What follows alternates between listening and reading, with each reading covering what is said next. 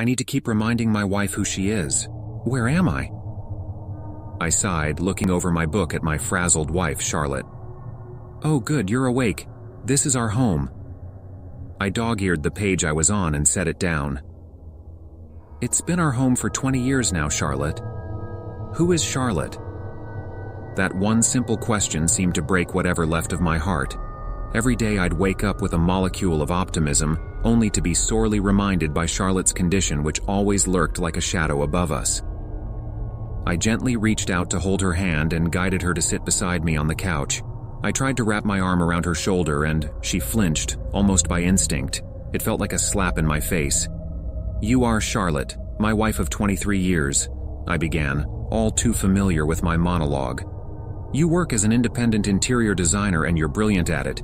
You've designed so many gorgeous spaces, including this, our home. She stared at me dumbfounded, partly because this seemed unfamiliar to her and partly because of the heavy dosage of medication.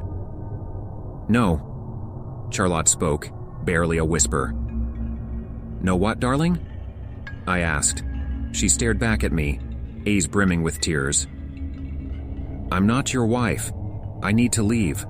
I'm not Charlotte. She was screaming, filled with rage. I had read on the internet that this would happen sooner or later. I just always thought I had more time. I tried everything under the roof to not let her Alzheimer's take full control. Long car rides, weekends at the beach, Sunday night board games. I routinely kept old traditions alive in hopes of beating the disease.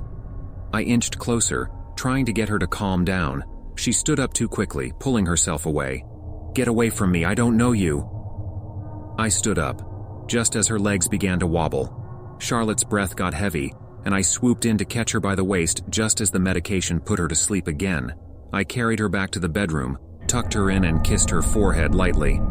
You'll remember it all, in good time. Hours later, once I opened up my book to the page I left it at, I could feel that familiar sensation at the back of my neck.